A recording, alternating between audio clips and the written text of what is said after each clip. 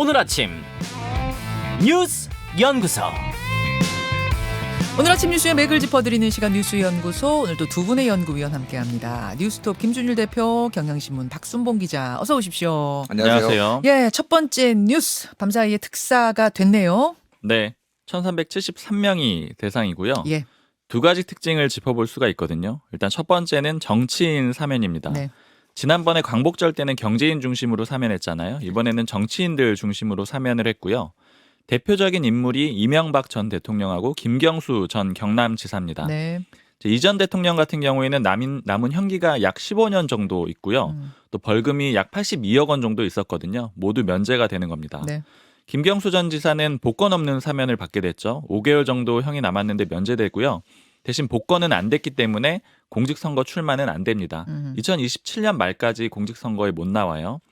김 전 지사는 MB 사면에 들러리 서기 싫다, 이런 입장을 여러 번 밝혔었거든요. 네네. 사면하지 말라고 했던 건데 그럼에도 포함이 됐습니다. 자, 어제 이제 자정을 조금 넘겨서 감옥을 나오면서 기자회견을 했습니다. 그 장면 잠깐 보고 오죠. 이번 사면은 저로서는 받고 싶지 않은 선물을 억지로 받게 된 셈입니다. 원하지 않았던 선물이라 고맙다고 할 수도 없고, 그렇다고 돌려보내고 싶어도 돌려보낼 수 있는 방법이 전혀 없었습니다. 결론적으로 선물을 보낸 쪽이나 받은 쪽이나 지켜보는 쪽이나 모두 다 난감하고 딱한 상황이 된 것 같습니다. 받고 싶지 않은 선물을 받았는데 돌려보낼 방법도 없고 네. 난감하다, 이렇게 살이 쏙 빠졌네요. 네. 예, 굉장히 오늘 많이 자정쯤의 모습입니다. 자, 그리고 두 번째 특징 짚어보겠습니다. 네. 그 여권 통합용이라는 평가가 있는데요. 여권 인사가 많았습니다. 일부 야권 인사도 있었는데 꽤 소수예요. 그렇다 보니까 끼워넣기다, 이렇게 평가가 되고 있어요. 누구 얼굴 보여요? 야권 인사 중에는 지금 방금 김경수 전 지사 보셨고, 네. 이외에도 전병헌 전 청와대 정무수석, 또 신계륜 전 민주당 의원, 또 강훈태 전 광역시장, 광주광역시장, 이렇게 포함이 돼 있습니다. 네. 여권 인사 많다고 말씀드렸는데 일단 첫 번째는 박근혜 정부 때 국정농단 연루자들 대거 포함이 됐어요. 김기춘 전 대통령 비서실장, 네. 조윤선 전 정무수석, 그리고 우병우 전 민정수석 네. 들어가 있고요. 박근혜 정부에서 문고리 3인방으로 불렸던 안봉근, 이재만, 정호성 전 비서관도 복권이 됐습니다. 그리고 국정원 특수활동비 상납 사건 연루자들도 복권이 됐는데요. 남재준, 이병기, 이병호 전 국정원장 복권이 됐고요. 네. 또 최경환 전 경제부총리도 복권이 됐습니다. 원세훈 전 국정원장은 남은 형기를 절반으로 줄여줬어요. 한 3년 정도 남게 됐습니다. 뭐 이외에도 국민의힘 전직 의원들이 있는데 김성태, 최구식, 이병석, 이완영 전 의원 사면 복권 됐습니다. 네. 국정농단 연루자가 66명이거든요. 이제 한동훈 장관이 설명을 하면서 잘못된 관행에 따라서 불법 행위를 저질렀던 공직자들이다, 이렇게 평가를 했습니다. 그러면서 다시 국가 발전에 기여할 기회를 부여했다, 이렇게 얘기를 했는데 결국 국정농단을 잘못된 관행으로 그렇게 평가를 표현을 해준 거고요. 사실은 대통령이 적폐 수사를 하면서 그 당시는 적폐로 규정했던 사람들인데 지금은 잘못된 관행에 의해서, 잘못된 공직 문화에 의해서 뭐 이런 일을 저지른 사람이다라고 굉장히 순화해서 표현한 부분이 있어요. 맞습니다. 그렇다 보니까 윤석열 대통령이 말씀하신 대로 서울중앙지검장일 때 법의 처분을 받게 했던 그런 대상자들인데 스스로 풀어주게 되는 그런 그림이 됐고요. 그리고 한 명 더 짚어봐야 되는 게 김태효 국가안보실 1차장, 지금 현직이거든요. 네. 문건 유출로 대법에서 벌금 300만 원 형을 확정받았었는데 또 이 형 선고 실효를 해줬습니다. 이게 즉 이 판결을 무효화해 준 거예요. 민주당에서 범법자가 어떻게 안보실에 있느냐, 교체하라, 이렇게 압박이 있었는데 네. 이번 사면으로 범법자 꼬리표는 떼줬습니다. 네. 여야는 그야말로 말 그대로 상반된 정반대의 평가를 내놨거든요. 국민의힘은 통합을 향한 대통령의 결단이다, 이렇게 표현을 했고요. 민주당은 국론 분열시키는 사면이다, 이렇게 맞섰습니다. 이게 지금 사실 특별 사면, 대통령 사면의 가장 큰 명분은 국민 대통합인데 특히 이번 사면은 굉장히 여러 가지 이야기들, 논란들을 좀 낳고 있는 것 같아요. 개인적인 평가는 좀 역대급이다라고 좀 역대급으로 안 좋다라고 좀 말씀드리겠습니다. 이거는 뭐 여야 뭐 이런 균형 그런 걸 떠나가지고 그러니까 한마디로 요약을 하면은 국정농단 적폐 세력의 부활, 뭐 복귀, 뭐 이렇게 요약을 할 수 있을 것 같아요. 그래서 지금 앞에서도 얘기했지만은 지금 박근혜 정부 국정농단 그리고 이명박 정부 말기부터 해가지고 국정원 뇌물 사건 아니면은 국정원 댓글 조작 사건 그리고 김경수 지사도 뭐 본인은 무죄를 주장하고 있지만 대법원에서 어쨌든 드루킹 사건 이것도 민주주의를 조금 흔드는 일이었잖아요. 예. 이 사람들을 왜 다 사면 복권하는지에 대해서 명확하게 설명이 없습니다. 그래서 지금 뭐 한동훈 장관 같은 경우에 아까 전에 뭐 박순봉 기자가 얘기를 했지만은 이 주요 공직자 66명에 대해서 국가 발전에 기여할 수 있는 이 기회를 부여하였습니다라고 했는데 이분들이 나와서 무슨 국가 발전을 다시 할 수 있을지 저는 개인적으로 굉장히 의문이고 좀 이런 식으로 할 거면은 법치주의를 법무부 장관이나 대통령이 말을 하지 말아야 되는 거 아니냐. 저는 이 정도로 조금 박하게 좀 판단하고 있습니다. 어쨌든 MB와 김경수에 사실 가려서 이분들이 주목을 안 받았는데 왜 국정농단 세력들이 다 이렇게 다시 돌아와야 되는지에 대해서 국민들이 납득을 많이 못하실 것 같아요. 예. 네, 계속 이제 이야기가 됐던 게 MB, 김경수 뭐 균형이 맞냐 안 맞냐 복권이 되냐 안 되냐 그것들만 얘기를 해왔던 것 같은데 지금 이제 면면을 보면서 다양한 논평들이 나오는 것 같아요. 각 당의 분위기 취재해 보셨죠, 박 기자? 네, 일단 여권 내부 평가를 좀 들어봤는데요. 야당은 좀 비교적 뚜렷하게 나와 있는 거니까요, 평가가요. 네. 보수 내부를 향한 메시지다 이렇게들 인식을 많이 하고 있습니다. 그러니까 보수 통합이라고 해야지 그나마 그럴듯하겠다. 이렇게 좀 박한 평가를 여권 내부에서 하기도 하고요. 또 전당대회 여권 평가가 네, 그래요? 여권 평가를 전해드리고 있는 거예요. 그러니까 사실 명분을 찾기가 조금 어렵지 않겠느냐 이런 얘기들을 하더라고요. 예. 그리고 전당대회 앞두고 내부 결속 다지는 목적이 크다. 그러니까 왜냐하면 윤석열 대통령이 입지가 보수 정당에서 강한 편은 아니잖아요. 그렇죠. 그리고 특히 자신이 수사했던 대상자들이 다 보수 정당의 전직 대통령들이었고요. 네. 그러니까 이런 걸 좀 완화시킬 수 있는 그런 사면이다. 그리고 김경수 전 지사 건 같은 경우에는 아무래도 물타기라고 볼 수밖에 없다. 물론 이런 표현도 여권 내에서 나온 표현입니다. 그리고 비판적인 얘기도 있었는데 기본적으로 정치인들 중에서도 다 이 사면권 자체가 바람직하지 않다 이런 얘기들은 많이 하거든요. 그렇죠. 이런 얘기도 하고 또 윤석열 대통령이 강조해온 공정 이미지에 손상이 있을 수도 있다 이런 얘기도 했습니다. 근데 다만 뭐 이번에 잘한 거 아니냐 이런 평가들도 사실은 많고요. 예. 뭐 야당 평가야 이미 많이 나왔는데 네. 여당에서 기자들한테 좀 속 깊은 이야기로 털어놓는 건 이런 이야기들이 있더라 그런 말씀이에요. 오늘 여당 레이더 있는 날이거든요. 조수진 의원 오늘 출연하고 또 윤태곤의 판도 있으니까 2부에서 이 얘기는 좀 더 해보도록 하고 두 번째 이슈로 가죠. 새때 보고 놀란 군.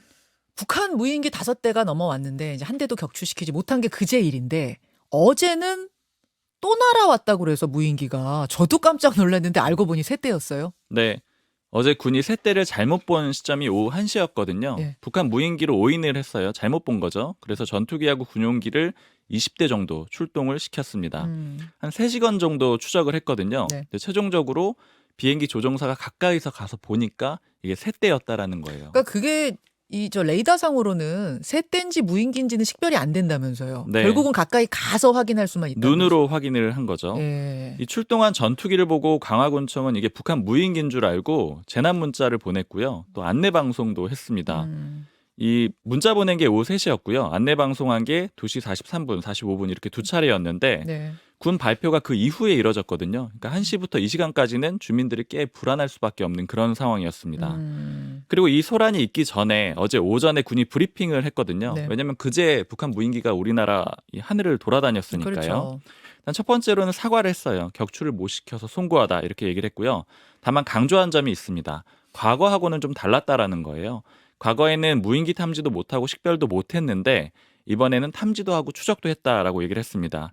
그러면서 출입 기자들한테만 국방부 기자들한테만 공중에서 찍은 이 무인기 사진을 보여줬거든요. 공개는 안 했어요. 근데 모습은 예전에 들어왔던 거랑 거의 같은 모습인데 다만 성능은 개선됐을 걸로 그렇게 추정을 하고 있습니다. 근데 결국은 포획을 못했으니까 격추도 못했으니까 이게 실물을 우리 손에 얻지 못했고 그래서 카메라가 뭐가 붙어 있는지 뭐 이런 건 알 수가 없어요. 맞습니다. 다만 가까이 가서 사진 찍은 거 한 장은 있다. 그 얘기예요. 네. 글쎄요. 탐지는 했으니 그래도 잘했다라는 이 자화자찬을 어떻게 받아들여야 될지. 주장하는 건 이런 거예요. 예전에는 2017년에 뭐 사드 그 지역까지 와서 떨어져 있었던 걸 뒤늦게 발견을 했는데 성주. 이번에는 네. 들어올 때 봤다. 이런 네. 정도의 차이점을 강조를 하고 있는 뭐 겁니다. 조금 낮이긴 했어요. 예, 네. 낮이긴 했지만 격추까지 했어야죠. 거기에 뭐 폭탄 작은 거라도 하나 붙어 있었으면 어떨 뻔했습니까? 맞습니다. 예. 그리고 무인기 대응 강화 대책도 발표를 했는데 윤석열 대통령도 국무회의에서 얘기했던 내용입니다. 드론 부대 만들겠다라는 건데 그런데 이미 2018년에 있어서 이걸 확대 개편할 가능성도 있습니다. 그리고 브리핑 과정에서 서울 어디까지 무인기가 왔었는지 이것도 공개를 했거든요. 네. 어제 5대 중에 한 대는 서울 북부까지 왔다. 이렇게만 표현을 해드렸었는데 북부까지 왔는데 그게 이제 용산 대통령실까지 찍고 간 거 아니야? 이런 얘기들이 막 퍼졌었어요. 여기에 대해서 군이 입장 밝혔죠. 용산 상공을 비행한 적은 없다라고 답변을 했는데 촬영했는지 여부에 대해서는 단정짓진 않았습니다. 왜냐면은 지금 예. 왔다고 하는 지역이 은평구, 성북구, 강북구거든요. 예. 근데 거기서도 찍었을 수 있을 가능성을 완전히 배제하진 않았는데 높이 날면 찍을 수 있죠. 네, 다만 용산 위까지 오진 않았다. 이게 군의 입장입니다. 그래요. 뭐 정치권에서는 니 탓 내 탓 공방하고 있던데 전 정권 탓이다, 현 정권 탓이다. 그리고 오늘 새벽 0시 40분쯤에 공군이 또 출동하는 일도 있었거든요. 무슨 일이에요? 알 수 없는 행적이 발견돼서 출동을 했는데 일단 군은 북한 무인기는 아니다 이렇게 잠정 결론을 내려놓은 상태인데요. 네. 주민들이 전투기 소리를 들었다 그래요. 그래서 민원이 많이 접수됐다라고 합니다. 아, 정확히 지금 더 이상 뭐 기사는 없고요. 네, 추가적으로 군은 이게 뭐였는지 파악을 하고 있는 그런 상황입니다. 예, 박 기자가 취재를 조금 더 해주시고요.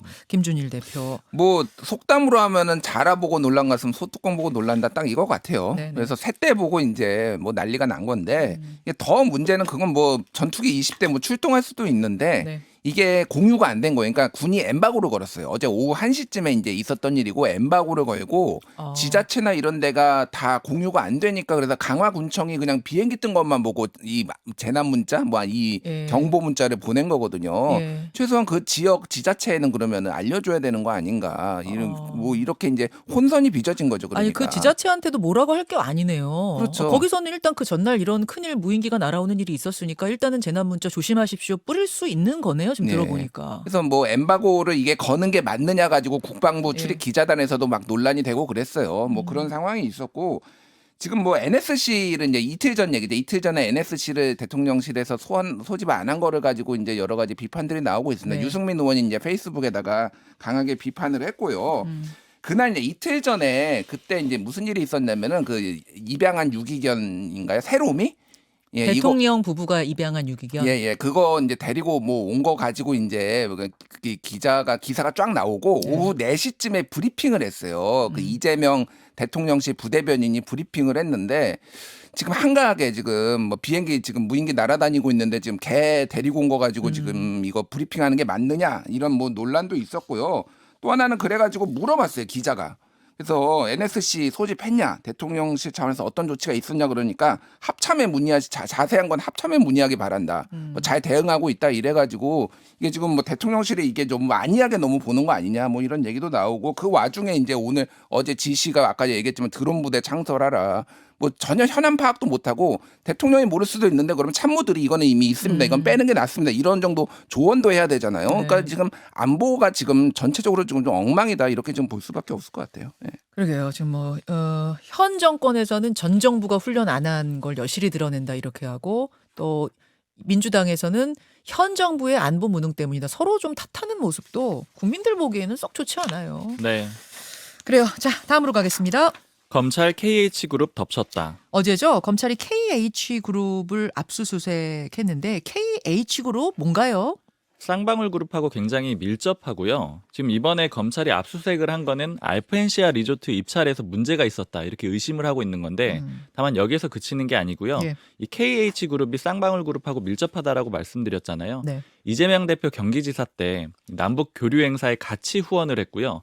검찰은 두 그룹이 이재명 대표 변호사비도 같이 대납했다라고 보고 있거든요. 그렇기 때문에 이번에 이 입찰 문제를 보면서 네. 자금 흐름 전체를 보고 있다라고 보시면 됩니다. 그래서 그 자금이 혹시 이재명 대표 이 변호사비 대납이라든가 이런 쪽에 쓰였느냐 이런 걸 짚어보고 있다라고 보시면 됩니다. 그러니까 지금 표면적으로는 이제 KH그룹이 알펜시아 리조트 매각 입찰 방해 의혹을 받고 있는데 네. KH와 쌍방울이 서로 연결돼 있을 것이다. 연결이 사실상 돼 있어요. 서로 전환사채 매수할 정도로 아주 밀접한 기업들입니다. 쌍방울 그 대북 송금 의혹에도 뭔가 같이 관여돼 있을 거다 이렇게 보고 있다는 거예요. 맞습니다. 그렇군요. 김준일 대표 네. 복잡해요. 일단 이 알펜시아는 이겁니다. 그 평창올림픽을 앞두고 여기 리조트를 만든 거예요. 네네. 근데 이게 이제 잘 안 된 거죠. 그래가지고 이거를 민간 기업에 이제 적자 1조 원 정도 적자를 보고 이제 매각을 하는 상황이었는데 네. 그때 입찰을 한 게 KH 그룹 관계사 2개만 들어온 거예요. 그럼 이건 사실상 단독 입찰이니까 강원도가 눈 감아준 거 아니냐. 그래서 최문순 전 경기지사까지 같이 압수수색을 한 이런 상황이고, 아. 근데 요거는 이제 겉에가 그렇고 실질적으로는 지금 이 쌍방울과 대북 뭐 이제 지원 사업과 뭐 변호사비 대납과 이것과 관련해서 지금 네. KH 그룹을 다 들어보고 있다. 이재명 지금 수사다 이렇게 봐야 될 것 같습니다. 대장동은 대장동이고 저 성남 FC 문제는 FC 문제고 요 쌍방울 수사도 이렇게 진행 중이고 있다. 진행하고 있다 이 얘기예요. 네. 여기까지 수고하셨습니다. 감사합니다. 김현정의 뉴스쇼는 시청자 여러분의 참여를 기다립니다. 구독과 좋아요, 댓글 잊지 않으셨죠? 알림 설정을 해두시면 평일 아침 7시 20분 실시간 라이브도 참여하실 수 있습니다.